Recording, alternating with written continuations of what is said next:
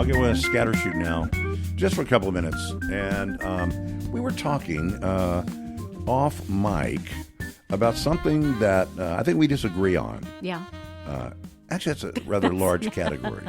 How long did you say we have? Yeah, it's only an hour show. Mm-hmm. No, we have a few minutes here. We'll pick a different one every day, and by the end, that's 100 over the course of the year. We can do this for a long time. That's right, years and years, decades. We already did it. We did it for decades. We did. So yeah, but here is and we're talking about AI. Yeah.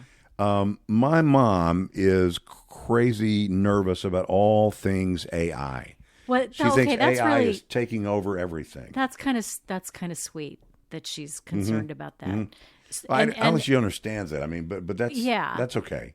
She's nervous about a lot of stuff. Well, but the AI thing, she really has some sort of profound, not fear, but and so I guess we should say it this way. We had an opening piece of music for the Scott Wilder Show in its radio iteration. Yes. And it was Hip Hugger. It was Hip Hugger by Booker T and the MGs. And in looking into all manner of rights and royalties and all kinds of things, we're not doing that. Yeah. We're not. We love you so much, but not $500,000 in fines worth. I hate to break it to you. Yeah. And so we had to figure out, well, what are we? What?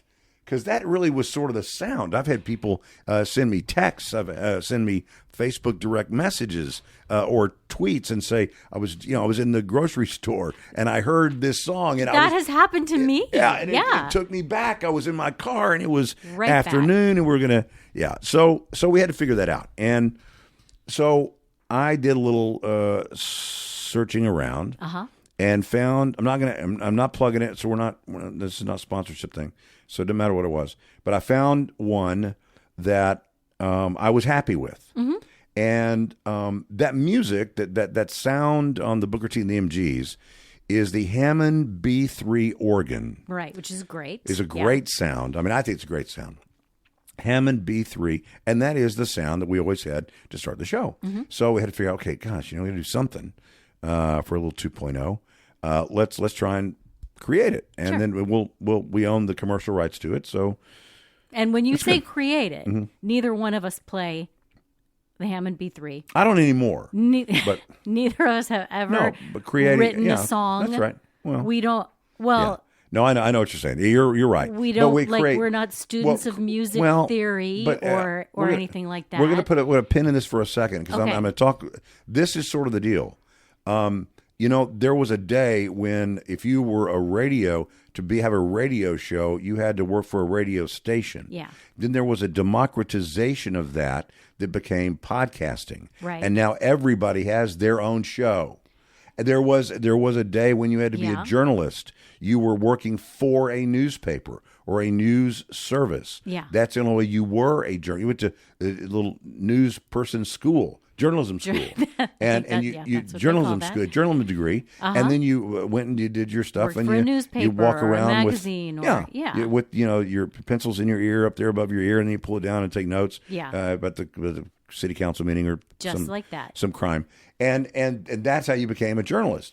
And then it became, all of a sudden you got blogs. Anybody can blog. Everybody's blogging. So it is the democratization of broadcasting that podcast has come in and usurped so much of the impact of radio. Also, a lot of freedom in podcasting. You don't, as a provider of a creator, you have some freedom you don't have on radio station. We have people in the corner office who don't really understand anything about what you do. Mm-hmm. They're business people. Sure. So the music thing is a democratization of music creation. I know you don't, but guess what? What? The people who used to make web design, the website design, there's nobody makes money anymore doing website design because everybody has a template. Yeah, right. So it's like, well, did we mourn that? No, because it didn't drip on our desk. Well, that's exactly what I was saying. I mean, all the people that you were talking about who went to went to news person school or journalism school, and carried around their little pencil and their pad, or people who have spent their lives writing novels. It probably bothered them a little bit when everybody got a blog, and then all of a sudden everybody who had a blog was also writing books, because all that really mattered about the book was not necessarily that it was great, but that the person who wrote it already had this giant platform on their blog to say, now go here and buy my book. So I think the people who probably considered themselves, serious Real. writers, Yeah. artists, creators, they were probably a little bit bothered by that, understandably so. Also, don't you think? I do, but I'm a big fan of Timbaland, and no, but actually, I was doing some research. He actually has embraced it. He has found ways to have it assist and enhance what he does. Well, you're talking about music now. I am. I'm Okay. sorry. I was going back to the music thing. Yeah. That because I understand that people are like, well, that's not really. You didn't really write it. You didn't really create it. Well, no, I didn't. I didn't design the website either. And by the way, the food you drove through and got at Cane's, you didn't cook it. You just picked it up, put it in a bag, and brought it in the house. But somebody did. We're still happy. Somebody cooked it. Well, and maybe that's not. I mean, maybe little I don't machines know. do Maybe it. the chefs feel differently about it, but that's not art. I don't think you're ever, you're never going to go back and read a memoir or listen to a memoir of someone who wrote with my little air quotes around it, a catchy tune with the help of AI, like you do of James Taylor, or those songs. I don't think they're going to become a part of your. No, I think the fabric of you, like they do when you get to know the artist, and the artist is another human person, and you might not have their life experiences, but they have life experiences that influence their music, their art. I think it becomes a part of your life in a way that is different than just a catchy tune. Well, maybe, but what I really believe is things will change over time. You're gonna. I mean, look, we don't have albums anymore. It's all singles. Well, we have some albums. I know, but honestly, we have lots of albums. What I mean to say is we don't lay on the floor and read the lyric thing on the inside anymore. Just last weekend, I was laying on the couch at my kid's house reading lyrics in an album. I'm just telling you that reading that is liner notes. I'm not saying no one ever does it. Some people still churn butter on the porch. My goodness! I know, but it's not true the though. Same. No, it's not I know the same. art because it's art. But we don't churn butter because we can do that same thing in far less time now and far more efficient. Now you're talking. But butter is still butter, and you got to say that a James Taylor song is still a hit song. Well, hit song. Hit There have song been is a a hit whole song. lot of hit songs that we both might agree are not necessarily art. They might be for somebody else though, and Right. I just think. It's going to take me a while to let That's okay. go. I'm going to hold on to this. But that's okay. My hot, sweaty hand. That's for okay. A while, but I don't. That's okay. I mean, I'm not trying to say that. Look, I had every James Taylor album. I had all the Chicago albums. I had all the Dan Fogelberg albums. I had all the others that were of that ilk around 70s up to 78, 79. You knew who played all the instruments and Lee all the Sklar, songs. Lee Sklar did the who bass wrote the on. music I know. and who wrote the lyrics. And even without the internet, we kind of knew what was happening in their lives and in the life of the band and who was leaving and who was coming in. But things are changing. I know. And I think what's gonna happen is it won't be so much about who did it. As it will be about what was done, and somebody somewhere is going to come up with something, and it's going to pop, and people go, "That guy didn't do anything, or that gal didn't do anything. She's put in keywords or whatever." And just to let you know, some of the things are like that, where you can put in like one phrase, and it kicks out. I mean, like 17 seconds, it kicks out a song. Know. But there are some that allow you to, like maybe you can't write music, but you write really. Who did the lyrics? Bernie Taupin, or I think Bernie Taupin was the lyrics guy, right? I think that sounds so, right. So So the AI thing is the Elton John to Bernie Taupin's poetry. I don't know. If you came up with, I'm just telling you, you'll hear. Pretty bold comparison. Well, no, my only point was that, too, that I think that Elton John, another one from that era, Elton John wasn't a lyrics guy. Yeah. He would play the music. But he was a music guy, and he was a singing guy. I understand. Performing guy. No. All I meant to say is, in the creation of the song, there are two things. The performance is something different, but the creation of the song is lyrics and music. And so, what AI is allowing people to do is to, hey, I have an idea. Hey, you know what? I'm a Mormon mommy. And I think I might have an audience for my blog. Don't even get me started on that. That's I know. It's a whole different scattershoot. I know. Yeah. But you know what I'm saying? So we can mourn it, and I do. I mourn the.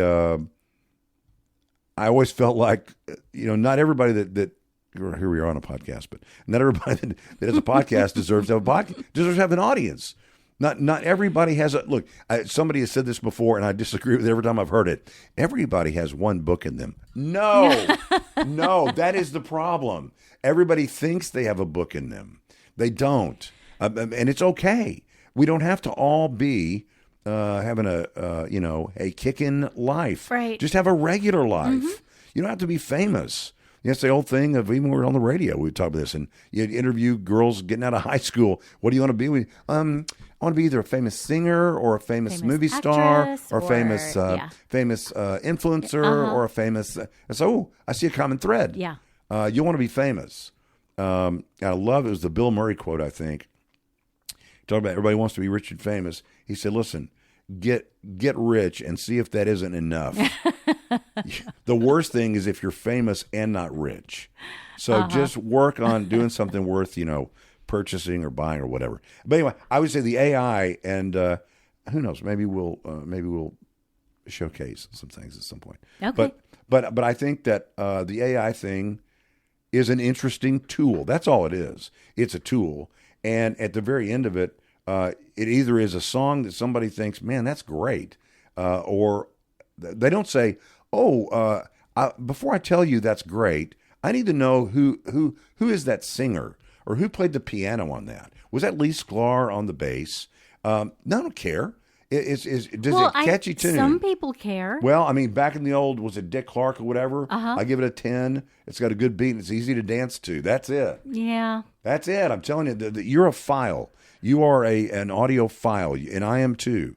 We loved doing that. I mean, I still remember we had those beanbag chairs, like chairs that was like a big blob. It wasn't really a chair. We'd lie on the floor there in my room and put on the turntable and put the album on. Yeah. And then we would, pick it up and turn it over and play the other, 4.5 Listen songs. to the whole thing. And just sit there and read down and then look at who's playing on what. And oh, wow, he did all these things. And I loved doing that. Which I would say, too, was not ever the purpose of American Bandstand. That was just a bunch of kids dancing. Sure. So when he was asking them, what's 10? Rate the song. Yeah. That was the, the sure. basis for that judgment they were making. Yeah, all right. Well, any other thoughts about any more No, I'm just really AI? I'm just kind of depressed now. Why don't you generate a little hate novel in your Chat GPT about AI? Okay, that's a really good point, though.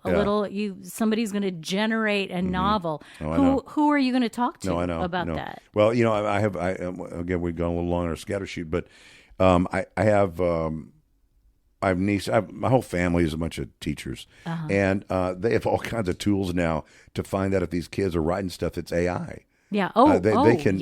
I can tell when I read stuff. I read stuff on people's posts, and I go, "There's no way." You didn't even write that. I know that person. There is no way that they knew those words or would phrase something like that. And you know what I might do? What I might do is write an AI song about the evils of AI songwriting.